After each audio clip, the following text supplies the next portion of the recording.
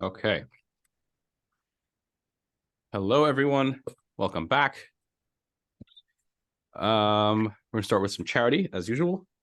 So take a coin or something or a bill, put it in your charity box, and pass it along to your neighbor. I have them pass it along as well.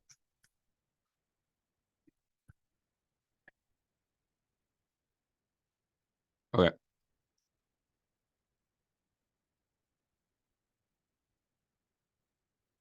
If you'd like to sponsor this week's class or a future class, please reach out to me at my email, rabbi@jewisherie.com.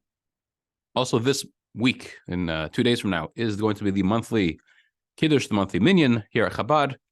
We're having a Shabbat morning Kabbalah study at 10 o'clock, followed by services at 10:30, followed by the wonderful Kiddush festivity, I guess we call it, approximately 12:15.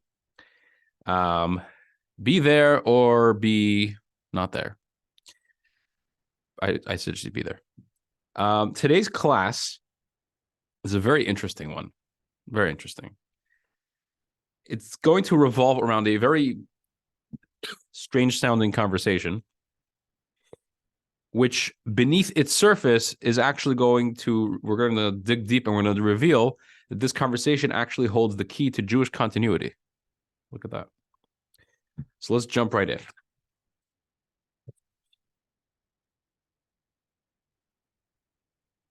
Jewish life cycle events, circumcision, and bar mitzvah began with Isaac, as we will soon see. At his bar mitzvah, a group of kings sat discussing. Oh, we were a little early. I'm sorry. At his bar mitzvah, a group of kings sat discussing whether Abraham's way of life was sustainable for generations.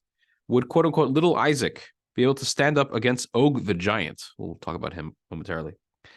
It's going to be a lesson on heritage, true strength, and the source of Jewish continuity. This is based on a talk from the Lubavitcher Rebbe from 1958, possibly 1959, and a note from the Rebbe's notebook. Okay. I already made a blessing before we started. Okay. Section A. The Jewish life cycle. So this is source 1 in the booklet, page 3, Genesis 25, chapter 19. It's the first verse of our Torah portion this week. It says, "These are the descendants of Isaac, the son of Abraham. Abraham fathered Isaac." Thank God, I think most of our ears are working very well, and we didn't need to hear it twice. It sounds like a repetition. Descendants of Isaac, the son of Abraham. Okay, I got it. Isaac is the son of Abraham. Abraham fathered Isaac. Didn't you just say that? So let's see the Rebbe's analysis. The commentators ask, why does the verse quoted above repeat itself, stating that Isaac was the son of Abraham, and then again that Abraham fathered Isaac? The Rebbe is going to very, very, very briefly answer this question right now, and then we're going to elaborate a lot. At the end, he's going to sum it all up. The simple answer is that the verse is explaining how it is possible to be a, quote, descendant of Isaac, the son of Abraham, both in the literal sense, as well as in the spiritual sense, as the main offspring of righteous people are their Torah study and mitzvot. This is possible because Abraham fathered Isaac. What is the secret to Abraham being Isaac being the son of Abraham? How can one be a descendant of Isaac, the son of Abraham, and stick to those values and that life and that tradition and that heritage in a very real way? The answer is Abraham fathered Isaac. Make sense? No? Good. We're going to see.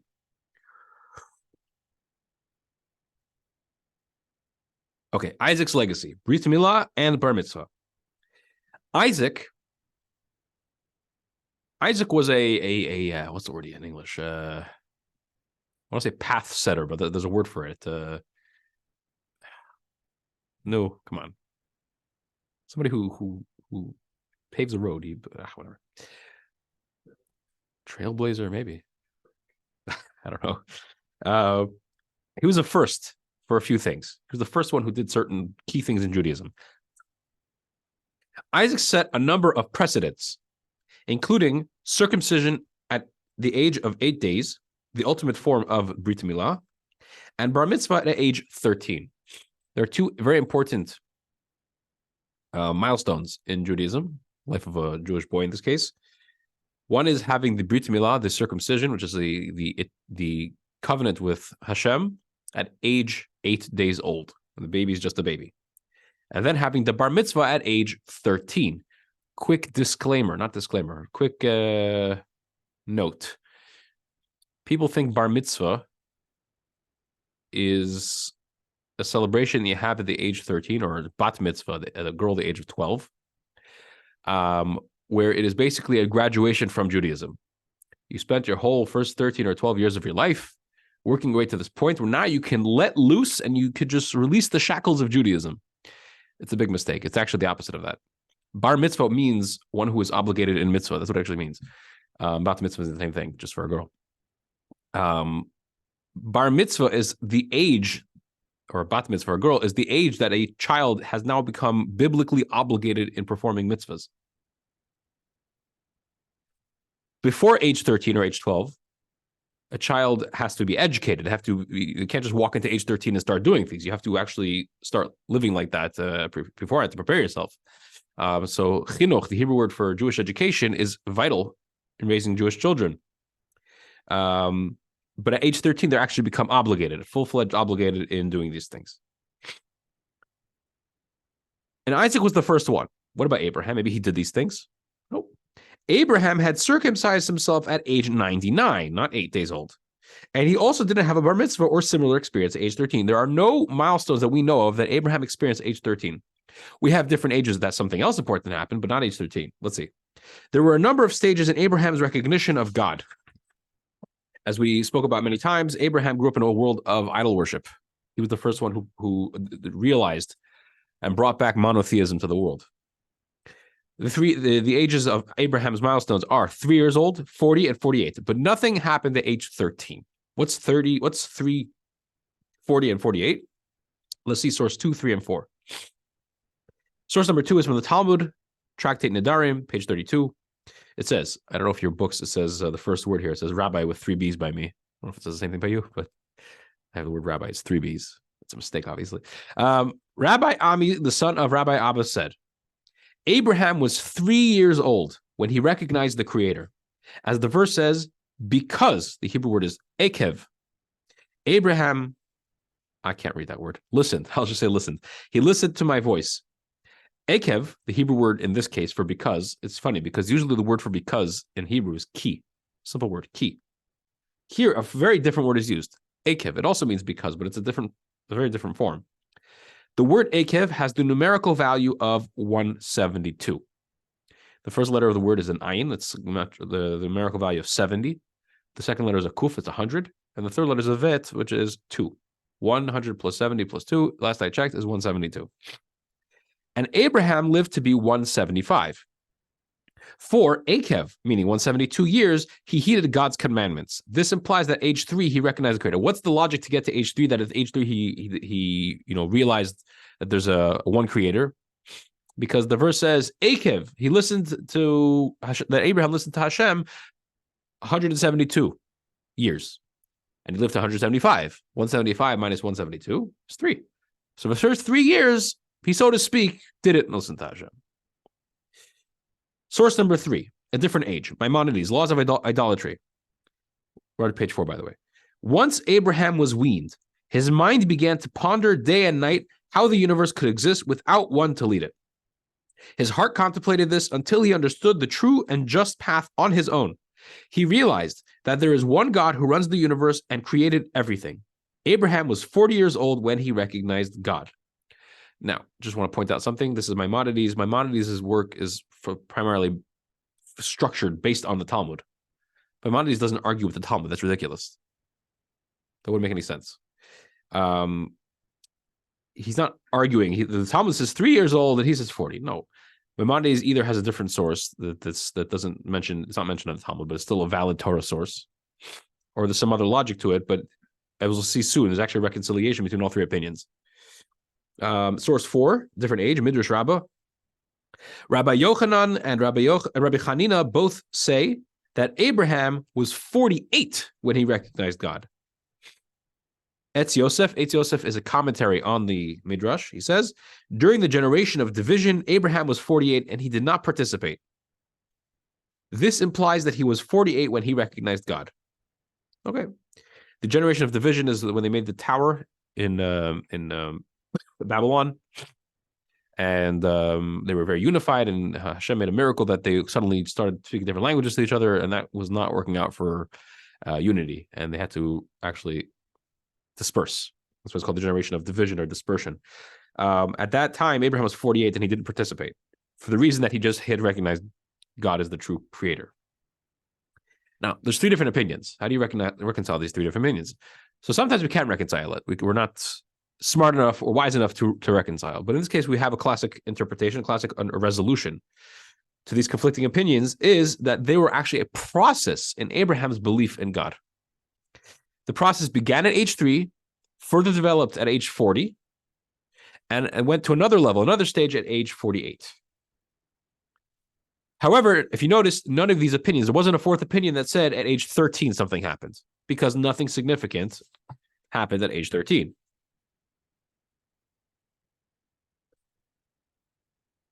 Okay. Both of these events, says the Rebbe, meaning the circumcision, the bris, and the bar mitzvah, these two types of Jewish events, are alluded to, they're hinted to in the verse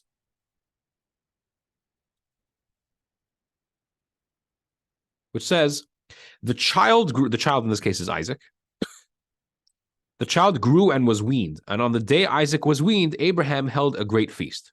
So there's two opinions about what this is referring to. Throughout this class, we're actually going to not pick one over the other. We're actually going to balance with both of them. We're going to play with both of them because they're both valid opinions. They're both Torah views, and they're both valid, and one is not wrong and one is not right. One opinion among the sages maintains that this feast was at the Brit Milah, the circumcision ceremony. This is alluded to by the Hebrew word for weaned. The word in Hebrew for weaned in this verse is higamal. Higamel. Higamal, the first two letters, there's 4 letters, higamal. The first 2 letters, hey gimel, as you see in the parentheses, have the numerical value of 8. Hey is 5, gimel is 3, 5 and 3 is 8. Referring to 8 days. And the last 2 letters, mul, the word mul literally means circumcision. Mila, that's what we call the circumcision. It's the same root word. So we see that this verse is referring to the circumcision. A second opinion is that the feast was actually at age 13. 13 years minus 8 days later. And weaned here means weaned off the negative inclination and transferred to the positive inclination, a process that occurs at age 13. What on earth does that mean? Explain in a second. So fascinatingly, we see that the events of a Jewish life cycle were first experienced by Isaac. He was the first to undergo a circumcision at 8 days old, and also the first to have a bar mitzvah at age 13. Abraham did not have either of these events. It should also be noted that the very first wedding recorded in the Torah is that of Isaac and Rebekah, not of Abraham. It just mentions Abraham and Sarah were married. They lived together. It doesn't say that doesn't describe their wedding. But it mentions that Isaac married Rebekah. What's this idea that we just finished off saying, that age 13 means one is weaned off the negative inclination and transferred to the positive inclination, a process that occurs at age 13. So this is actually something spoken about in numerous sources, one of which is the Shulchan Aruch, the Code of Jewish Law, which we actually have on the shelf here. That's where I got this from. This is a English translation, a beautifully done English translation of the Alter Rebbe's Shulchan Aruch, Code of Jewish Law. So we are going to take a look at section 4, the laws of washing the hands. Okay. There's various reasons why there's actually a mitzvah to wash our hands in the morning. Wash hands with a washing cup. 1, 2, 1, 2, 1, 2. Not like we do for bread. We wash for bread. We go 1, 2, 3, 1, 2, 3. Some people do 1, 2, 1, 2, but that's all the one hand, the other set on the other hand. Here we alternate. Okay. One of the reasons given for washing the hands in the morning is because a Jew is holy. A Jew has a soul. The soul is holy. When you go to sleep at night, the soul, the sages tell us, the soul actually departs from the body to an extent. Not fully, that would be very bad, but it departs to an extent. when there's a place where holiness resides and holiness leaves a little bit, the first thing that wants to attach itself to siphon off of that holiness is negative forces. We call it what's called the in the Shulchan Aruch, it's called the ruach ra, the negative spirit, ruach hatuma, actually, the spirit of impurity. In the morning, when the soul returns to the body in a complete way, the negativity, the negative forces can't handle that. They can't handle that bright light, so they run away. They run away from the body. But the one place that they do have a hold on to is the hands, even after the person wakes up. So therefore, we wash the hands in order to wash off this negative, the spirit, this impure spirit. And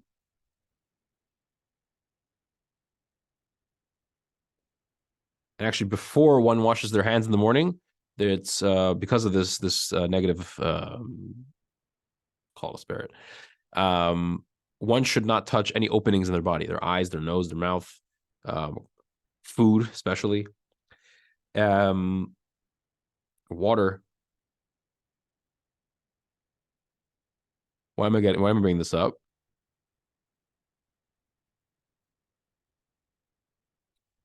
Because the Alter Rebbe in these laws, at the end of it, he mentions briefly, but he mentions that the soul, the godly soul, we if you've been in this class long enough, you may have heard this idea that a Jew has two souls, a godly soul and an animalistic soul. We're not going to get into it now. But the godly soul doesn't fully enter the body, is not fully apparent in the body until the age of 13. Very good. You're following along.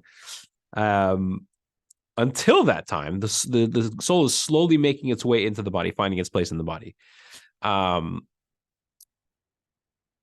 That's why, for this reason, when a child wakes up in the morning and touches food, like we're not, it's important to be careful with that, to educate the child not to touch things that they shouldn't be touching before washing their hands. But we're a little more lenient with them because the spirit of impurity is not as strong, because the holiness is not there as strong. And the Alter Rebbe ends off that with a small child from the day of the circumcision, he says, a baby, there's no need, there's no requirement to be careful of what they touch before they wash their hands. However, what does it say? It says that somebody who is careful with this, Kadesh Yayomer Loi, they may rightfully be called holy, this person who's careful with regards to this. So that's what it's referred to here. That wean here means weaned off the negative inclination, which was, the one of the main forces in the child when they were growing up, and transfer to the positive inclination at age 13. Now the godly soul is fully available.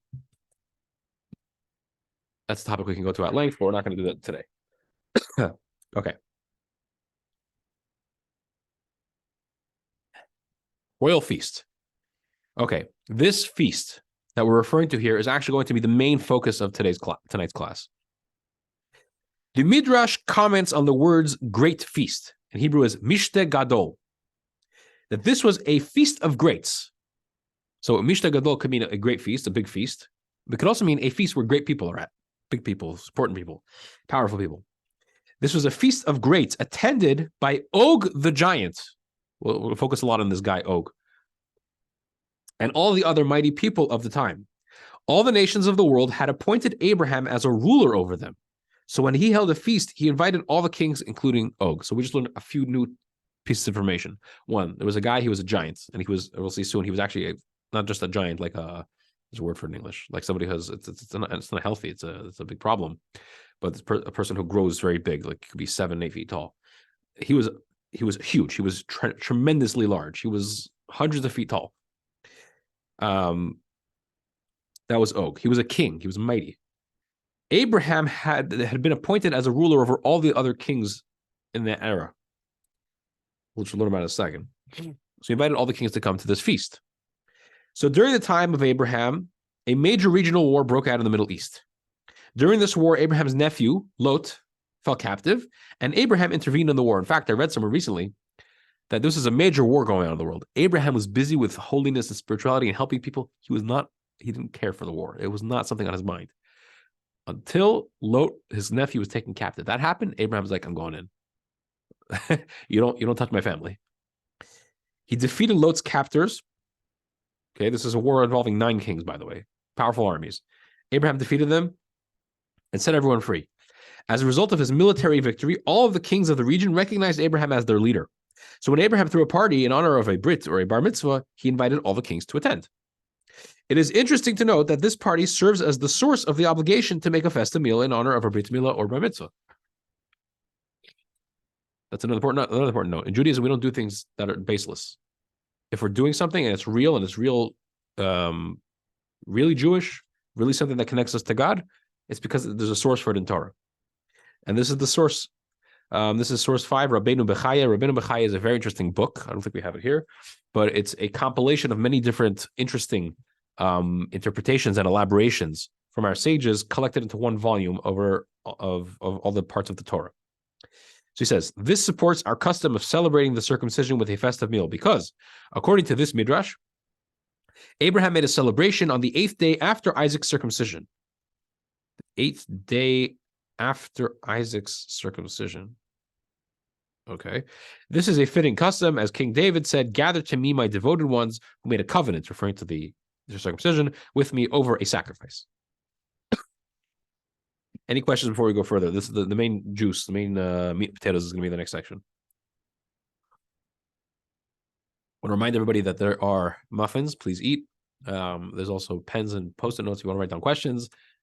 There is water back there. We have plenty more water, and there's cups on the table. Okay. Don't be afraid to stand up and get something if you need to get something. Okay. Section B, the great celebration. The debate at the party. Ooh, sounds fascinating. So the Midrash continues to describe what happened at the celebration. Pay attention to the words that are used here. This is the main focus of tonight's class. Source 6. They, meaning the other kings, said to Og, the giant, did you not say that Abraham is like a barren mule who cannot father children? He said to them, and now what is his gift?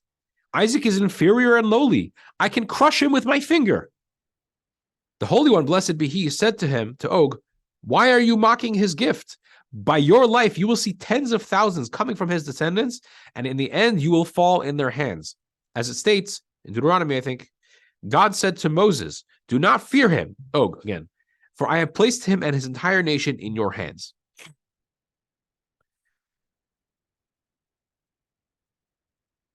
So the simple explanation of this midrash is that this celebration became a strategic show of force. Who's got bigger muscles? The kings taunted, oh, you told us that Abraham would never father children. Look, what's this in front of you? It's Isaac. It's Abraham's child. Og responded derisively, I'll crush this tiny thing with one finger. God said, you will see that his descendants will grow and eventually Moses will kill you. That's what happened. Og later attacked the Jews and tried to stop them from entering the land of Israel, and Moses jumped up and killed him. That's the basic interpretation of this midrash. Now, the way to get deeper when you're learning, especially when you're learning Torah, which might seem as an obstacle, but it's actually the method to dig deeper, to get to a deeper truth, is through questions. When things don't make sense, when things are hard to understand, that's an indication that you're scratching the surface. You're going deeper. You're digging a hole. The midrash seems to be more or less understood. However, there's obviously more at play here. 2 questions. The first question, especially according to the opinion that this great feast was Isaac's bar mitzvah celebration. He was 13. If this is now 13 years after Isaac's birth, why would Og and his buddies still be talking about the event of Isaac's birth? It would be one thing if they gathered at Isaac's bris and Og's friends came up to him and said, hey, look, you said Abraham would never have children. And now you're proven wrong. But if Isaac was already 13, wouldn't this be old news? Why are they still talking about it now? 13 years later. Think about it. The kid is 13. They're coming 13 years is a long time. They're coming 13 years down the line and saying, hey, you said, what do you mean, hey, you said? Where were you till now? I'm sure you've had discussions about this before. We're missing something. There's some nugget that we have not wrapped our brains around yet. Second question. Why did Og come to the party and engage in saber rattling? Abraham invited people to his simcha, to his celebration, to come and celebrate. Simple. If Og wasn't interested in celebrating, he shouldn't have come. He should have just stayed home. Did he really have to come and start threatening the bar mitzvah boy? Imagine. Not you. A person invites a guest to a party, a bar mitzvah. Guy comes in, he says, "I'm gonna kill this kid." First, that's terrifying. Second of all, like that, it's not celebratory. No, it's very much the opposite. Like, what's your deal? Obviously, as we shall see, there's more to this story than initially meets the eye. As the Rebbe is going to powerfully explain, this conversation between Og and his friends, and God's interjection to the conversation, really offers a very profound glimpse into everything Abraham stood for, as well as a very important lesson about what we stand for as we follow in Abraham's ways. This message from Isaac's bar mitzvah is one the Rebbe emphasized frequently, including in the letter the Rebbe would send to boys on the occasion of their own bar mitzvahs. There was a letter that the Rebbe would send every time, not every time, but maybe every time, I don't know. Many times where a boy became bar mitzvah, the Rebbe would and then the parents let the Rebbe know about the bar mitzvah. The Rebbe would send a letter back with blessing and whatnot for the bar mitzvah.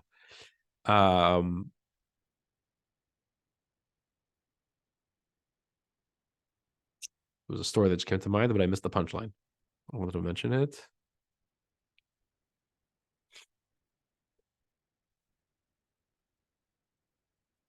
Nope, I forgot. Anyway, it was a good story. Sorry.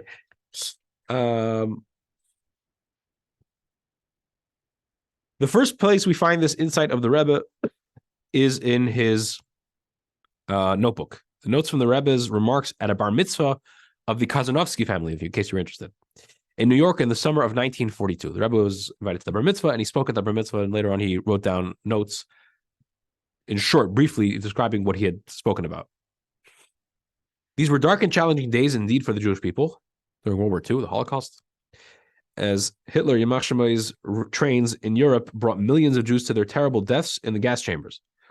We can well imagine the somber mood of world Jewry at the time, and what the bar mitzvah guests must have been feeling. How do you celebrate a bar mitzvah, becoming an adult among the Jewish people at a time when simply being Jewish was a terrifying prospect? At a time when some surely wondered what was so good about being Jewish in the first place, and were tortured by the thought of what guarantee there was that we would even be here in another generation or two. It was real concerns. The Rebbe wrote down this remarkable speech in a notebook. The Rebbe's notebooks included the novel Torah insights that the Rebbe wrote during the 20 years before assuming the leadership of Chabad. The Rebbe wrote tersely in small, crowded handwriting, and a team of scholars worked to decipher and explain these deep insights for publication. In today's class, we're going to study the speech the Rebbe gave at this bar mitzvah. As mentioned, the Rebbe wrote this down very tersely. The text will therefore be brief and will require longer explanations than usual. The entire text is very, very short, but we're going to elaborate on it at length. The Rebbe began with a painful question. The bar mitzvah is when a child enters the Jewish nation as a full-fledged member and accepts the yoke of Torah and mitzvot to the joy and celebration of his family and friends. From where does he draw the strength for this? This question is particularly strong during this time of crisis when the Jewish people are downtrodden and oppressed. Where does the bar mitzvah boy or the bat mitzvah girl, where do they get the strength to be the Jew that they're meant to be, to stick to it and to face all the challenges that Jews face that come and attack our personal connection to God, our observance, our learning of Torah, our mitzvah doing? Important point I forgot to mention earlier about the bar mitzvah.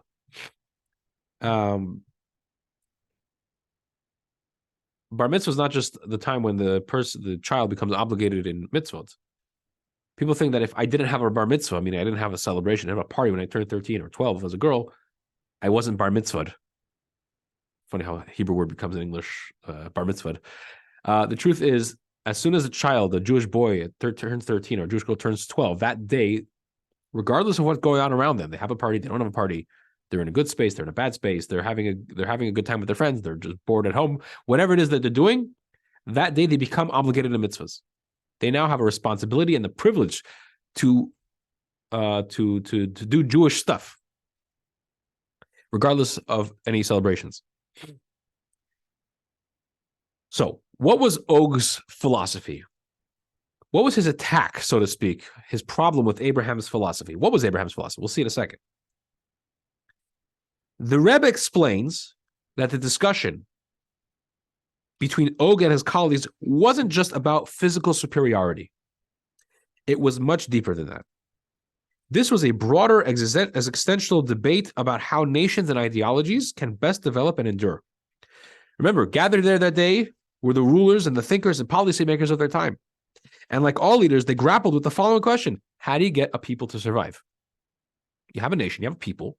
You want them to go on as long as possible. You don't want them to be here today, gone the next.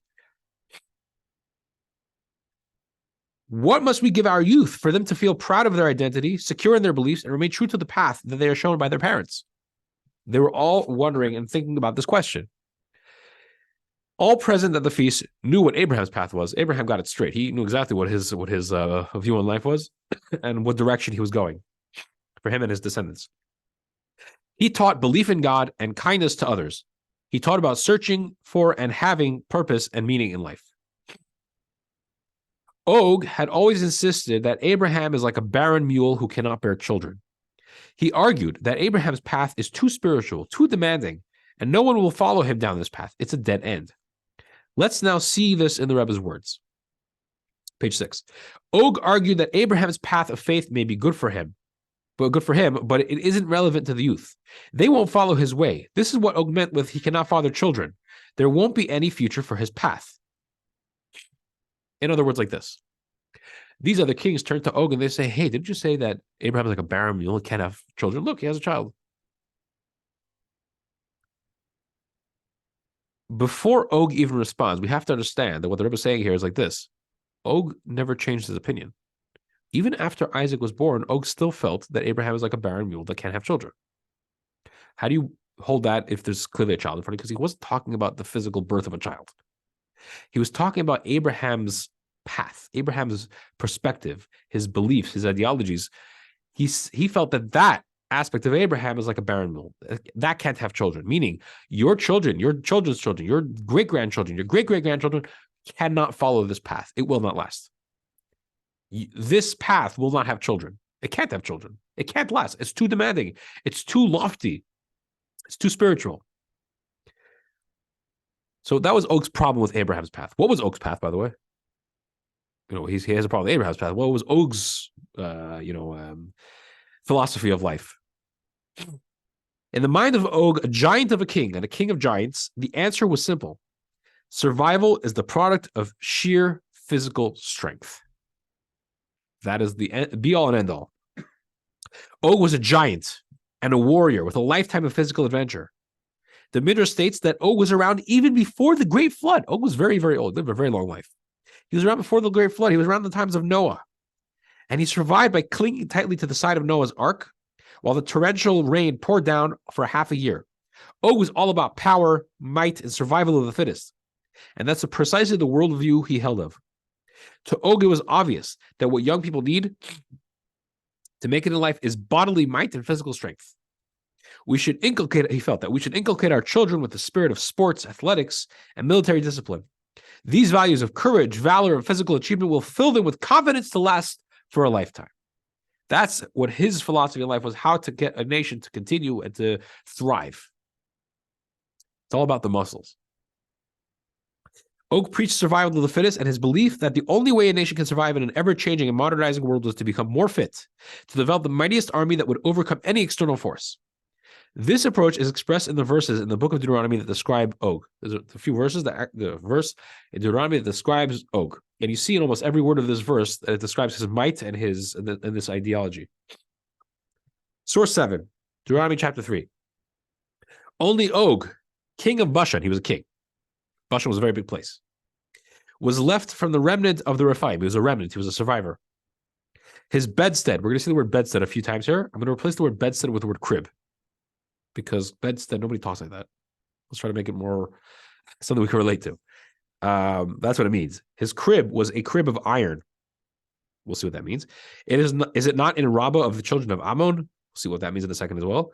9 cubits was its length and 4 cubits its breadth, according to the cubit of the man. His crib that he slept in as a baby was 9 cubits long and 4 cubits wide. In modern measurements, a cubit is about, roughly, different opinions, but more or less it's a 1.5 foot. So 9 cubits is 13 and a half feet, and 4 cubits is 6 feet. Do the math right? Yeah. That's a very big crib. I think it's bigger than most beds, or many beds.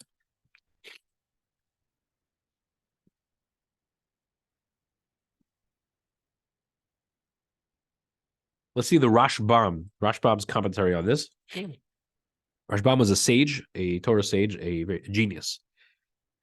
He was born in 1085 I actually had to look up how to pronounce this word. It's a city in France. Troyes. It's pronounced Troyes. Yeah. In France, he's actually the grandson of Rashi, who we quote frequently. The Rashbam explains like this: bedstead of iron, a crib of iron. As a child, he was very strong, and when he lay down, he would break a wooden cradle. Thus, they made him one of iron. The baby would break the wooden crib that he was in. Imagine. Rob of the children of Ammon. It is still there in his hometown, attesting to the wonder of a child so large. It's in a museum. So he was so large, he was so powerful that he broke his crib, so they had to make one out of iron. And his crib was actually kept in a museum in this place for people to learn from and see and to follow his footsteps of physical might. It says the Rebbe further, Og's approach was his crib, which Rashbam explains refers to his childhood cradle, was a crib of iron, meaning that physical strength is the main thing. Now, there's a side question which we're going to have to address. What is the side question? It seems, in other words, when we say that Og only cared about physical strength, what does that mean? It also means that he didn't care about spirituality. Holiness meant nothing to him. The problem is we seem to find that Og actually had some spiritual positive side to him. And if the only thing he cared about was physical strength, where does this come from? So we'll explain that too. We see that Og actually did mitzvot as well. He ran to inform Abraham that Lot had been taken captive, helping to free him. Abraham went to go free Lot, his nephew. How did Abraham find out about that?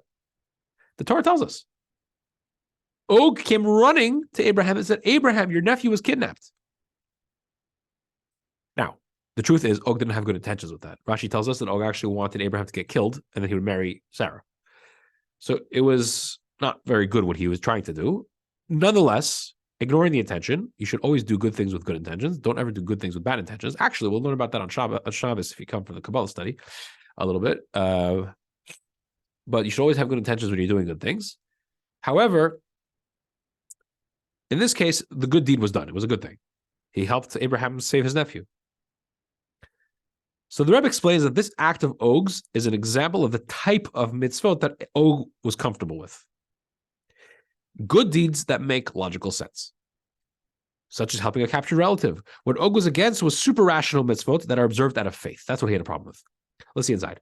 Of the mitzvot, Og argued only those that are logically necessary should be observed, and only because they are logical. This is why he advised Abraham to go and save his nephew Lot, as this was a logical mitzvah. But guess what? It's still the same theme. He believes physical strength is the main thing. In other words, when it comes to body and soul, body is the main thing. Body takes precedence. Soul's not important. What do you mean? We see he considers soul important. He wants the mitzvahs.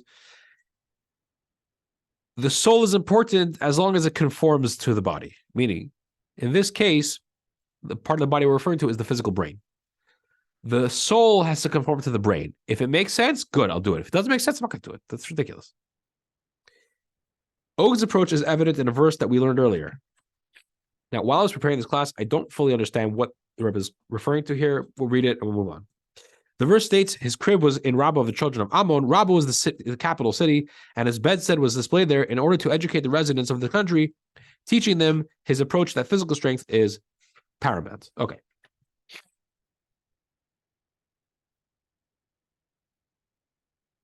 There's a chunk here about Hanukkah, and I want to elaborate on it because it's a very important point. If there's time, we'll get back to it at the end of class, okay? Now, at this bar mitzvah, Isaac was sitting with the, proverbial yarmulke on his head, his kippah on his head, and giving a Torah-themed speech, let's say. He was acting Jewish. He was acting holy and pure. The other kings turned to Og and said, here you see that Abraham's path has a future. That's what they were saying. Look, he has a child. He has a future. You said that no one would follow him, but he succeeded in raising his son into this path, and his son is probably following him. So what was Og's response? Og said, this is just a gift. It's a gift from God. I could crush it with my finger. We'll see what that means. Og countered that this offspring is merely a gift, not an organic outgrowth that can take root and flourish. This would not last, he said. He could crush it with his little finger. Og countered that although Isaac is following Abraham's path, it isn't independent and sustainable.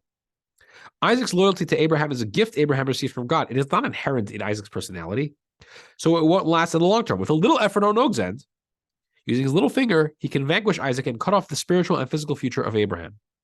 In other words, imagine you're trying to educate somebody how to make a delicious cake. They've tried making cakes in the past.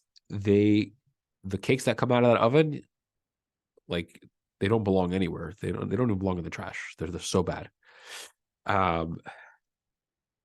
So you want to show the person how to make a cake properly. You know how to make cake. We all know how to make cakes, right? We're professional bakers. I'm not. But so you show the person how to make the cake. But how do you show them? You don't explain to them how cake making is done, what the art of cake making is, like what the eggs does to the cake, what the flour does to the cake, and the different ingredients, how they work with each other. Rather, what you do is you literally take them by the hand and you help them make the cake like that. They're holding the cup to pour the ingredients. You're holding the cup with them, and you're pouring with them like that. You're holding their hand and they're stirring the spoon like this. You're cracking the eggs with them and you're cracking into the bowl, and you're helping them put it into the oven. Let's be honest. Did they make a cake? No. You made the cake. Yeah, you held their hand, but they weren't doing anything. If you weren't there, they would not have made a cake. They didn't internalize. They didn't understand. They didn't get how to make a cake. You did it for them. That's what Og looked at this. That's how he looked at it. He said, this isn't Isaac doing this. This is Abraham. He's a little child, Isaac. This is how Abraham educated him. Let him grow up a little bit. You'll see he's not going to last. Isaac's lavish bar mitzvah feast brought the two movements to a head-on collision. Og's friends argued that Og's claim that Abraham would have no children, that he would not be able to perpetuate his spiritual path, had been disproven by Isaac's conduct. Og countered that Isaac is only following Abraham's path as a child who is still subject to his parents' influence. Once Isaac grows up, after his bar mitzvah, and his body develops, he will pursue a very different path of self-realization. Any questions? Okay. Section Z, God's answer. The answer is spirituality is the basis for physicality. God's message to Og was, why are you mocking my gift? You will live a long life and eventually fall into the hands of thousands of his descendants. In addition to the fact that Isaac's descendants will exist forever, long after Og is long forgotten, there is also a deeper message here. As the quote-unquote manufacturer of the world and its inhabitants, God knows the quote-unquote factory settings of this world, and he intervened in this conversation to proclaim that Abraham was correct. Says the Rebbe, even physical strength and might must be based on the foundation of spirituality and faith. Without this foundation, children will simply indulge in luxuries, which will ultimately harm their physical health and strength too. So it is, of course, true that people need physical strength in order to survive, right? You have to take care of yourself. But physical strength is only an external casing for what is really important, for a number of reasons. Firstly, because physical strength cannot raise a sustainable culture. An emphasis on strength doesn't teach self-control and respect for others. It teaches one thing. You are the most important thing. I am the most important thing. Strength can bring success, but also violent conflict that eventually destroys powerful bullies. It's self-harming, in other words. Moreover, human beings naturally search for meaning. We aren't animals that suffice with eating and providing for our physical needs. We are creatures that ask, why? What is the purpose of all this? We lift our eyes upwards and search for that which lies beyond us. We want to believe in something and give to someone. When some people don't find the answer to our question of meaning and purpose, they can feel empty and fall into a depression. This is true on the individual level, and all the more true on the national level. Nations that are based only on brute strength don't survive. Eventually, they'll meet a stronger enemy that is more advanced militarily and are defeated. God promised that Abraham's descendants would have physical strength, but also spiritual blessing that would make their strength unstoppable and eternal. We're on page 9, by the way. Says the Rebbe, this is why the war in which Og fell into the hands of Isaac's descendant was a natural war. fought with a sword, and the Israelites struck him by sword. Not like the war with the city of Jericho, which was fought with the miraculous means of the shofar, or the miraculous war with Sancherib. This is in order to show that physical strength and victory depends on the health of the soul, which comes from a complete faith in God to the point of self-sacrifice. The war that the Jewish people fought with Og after they left Egypt, 38 years later, I think, was a physical war. There was a lot of miracles that happened, but it wasn't a miracle-focused war, a miracle-centered war. It was a physical war. They physically fought. Whereas contrast it with the taking over the city of Jericho. When Moses passed away, his faithful student Joshua became the leader of the Jewish people. Hence, the book after the 5 books of Moses is called Joshua. Joshua leads the Jewish people to the land of Israel with a lot of miracles going in over the Jordan River. And they come to the city of Jericho. Why Jericho? Because Jericho was known as the lock of Israel. That if you could unlock this lock, you basically made your way to capture the whole land.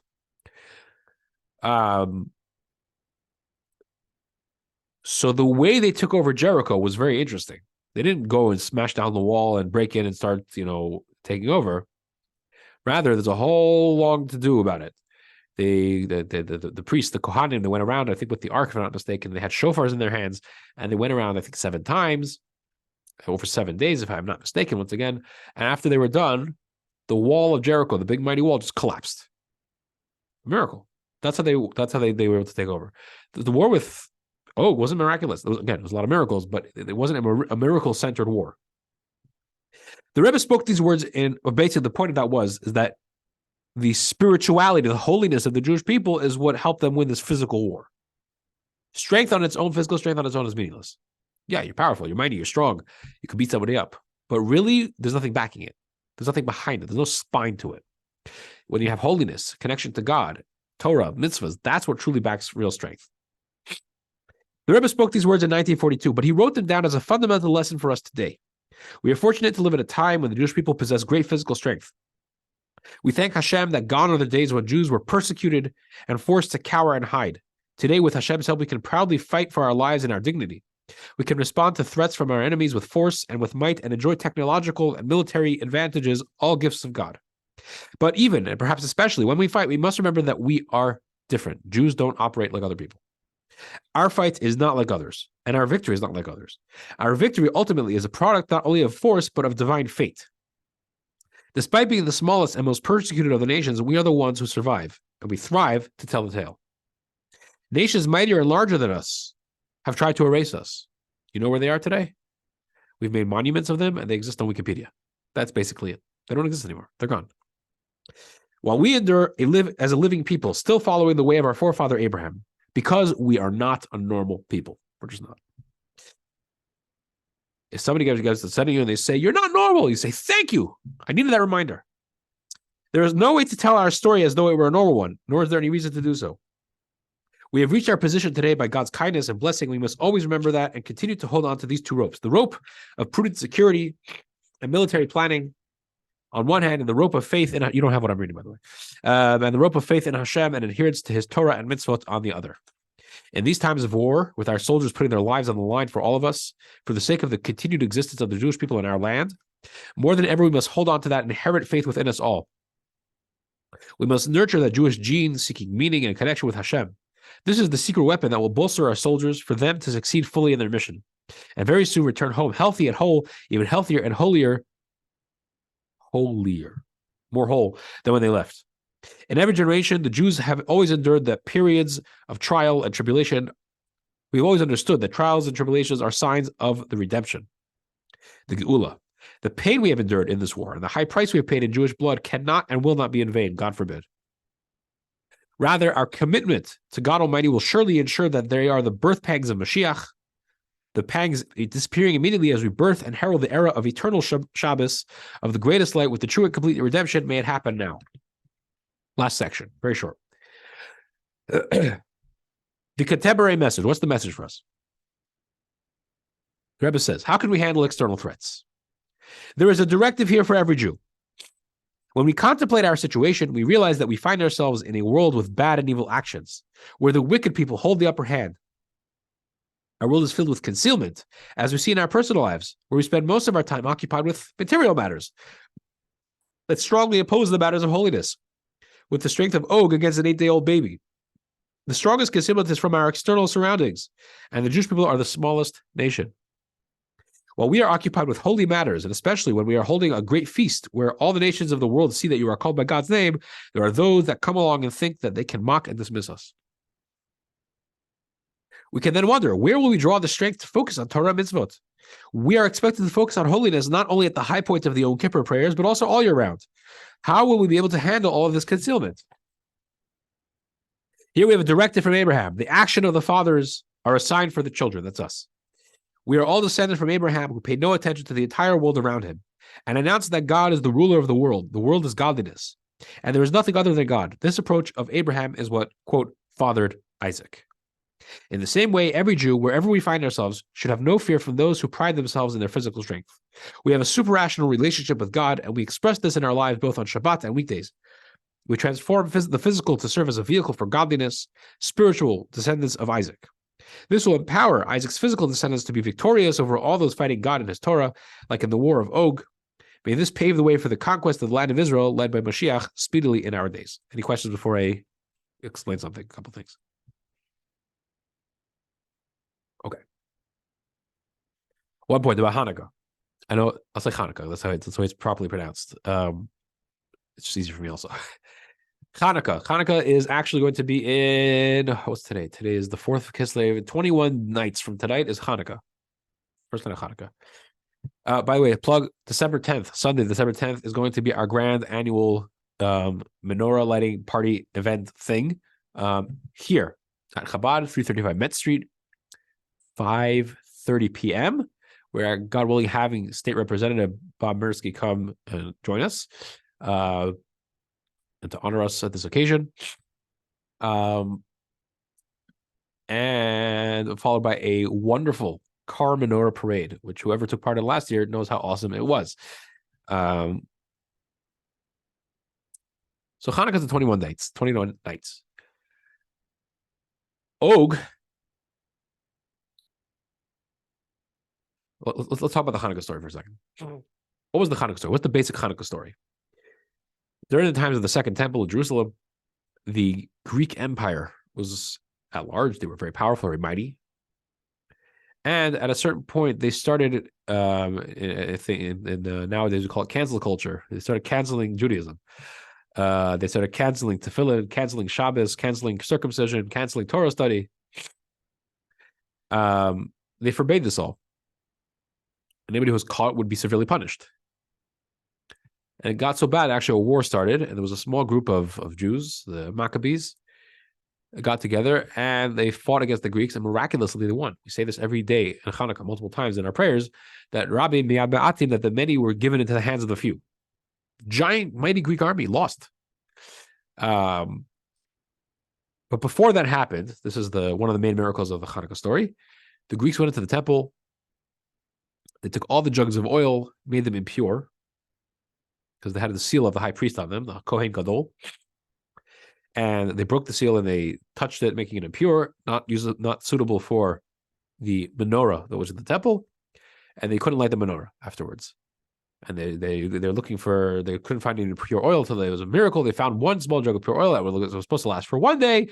Miraculously, it lasted for 8 straight days, and 8 days was the amount of time they needed to produce more oil. Then they used the new oil that they produced that was pure.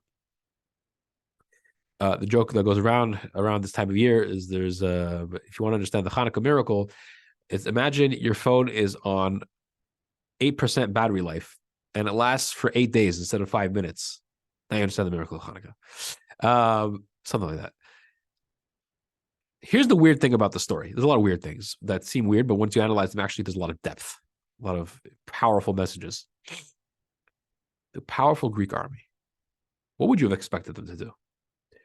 They break into the temple. This is the location.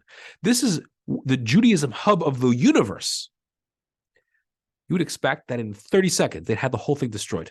They could have done it. I don't know, 30 seconds, but they could have, smashed the whole thing, broken everything, made a giant destruction. What did they do instead? They ran over to the jugs of oil, peeled off some stickers or whatever it was, opened it up, they touched it, they put it back on the shelf. Yes. And then they ran out.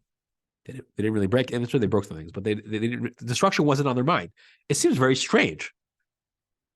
You're fighting against the Jews. This is their space. This is their thing. You'd expect them to take over, to smash the smithereens. Not God forbid that they should have done it, but that's what you would expect them to do. What was this whole oil thing? It was very strange. You have to understand what they were fighting about. Once we understand what they were fighting about, we'll understand what they were doing and why they acted like this.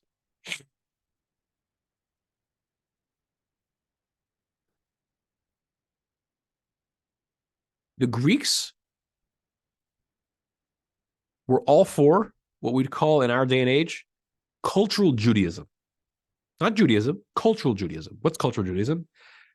Cultural Judaism means you eat gefilte fish on Friday night, chicken soup, matzo ball soup. Gastronomic. You light the candles on Hanukkah. That's what we always do. You have a bar mitzvah, you have a celebration. It's an important milestone. 13 years old. You do certain things that Jews do. This is the culture. Leave God out of the picture, though. Do your Judaism thing, but leave God out of it. Have your culture, have your traditions. Every culture needs traditions. Every society needs traditions and things that they bank on, and that helps them be unique. But take the holiness, the God aspect out of it. We can't handle that. Why? Because we don't understand it. It doesn't make any sense to us. So they attacked the mitzvot. They attacked the Jewish practices that don't have a logical reasoning to them. And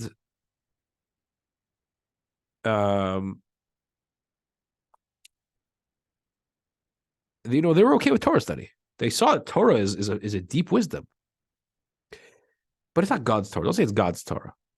It's a wonderful document that some guy wrote. It wasn't a guy, but some guy wrote. He was very smart. Let's involve ourselves. Let's throw our minds into this wisdom. Oil represents just that. Holiness.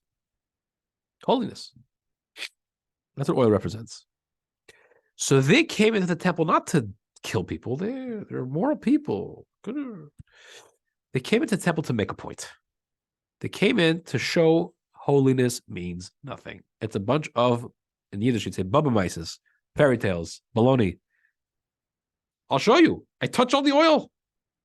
It's still oil. Nothing happened to it. Light your menorah. What's the problem? No, there's a problem. It's impure. Well, too bad. Now you can't light it. We made all the oils impure. There's more to it than that, but that's the basic idea. What was the main idea here? The Greeks emphasized, they personified physical strength, right? Power. Things have to make sense. Take holiness and God out of it. You know, what was the first Greek soldier? Let's put it that way. Og. He was the original. He felt the same way. That's the connection here. Second thing I want to focus on is this page, one of the last pages here. We said there are those that come along and think that they can mock and dismiss us. The Rebbe had spoken about this numerous times. Code of Jewish Law. One of the very first things, the Code of Jewish Law is very big, many volumes. And again, I say this again and again. The Code of Jewish Law sounds like a legal document. It is a legal document, but it's not meant for lawyers. It's meant for lay people, meant for all Jews.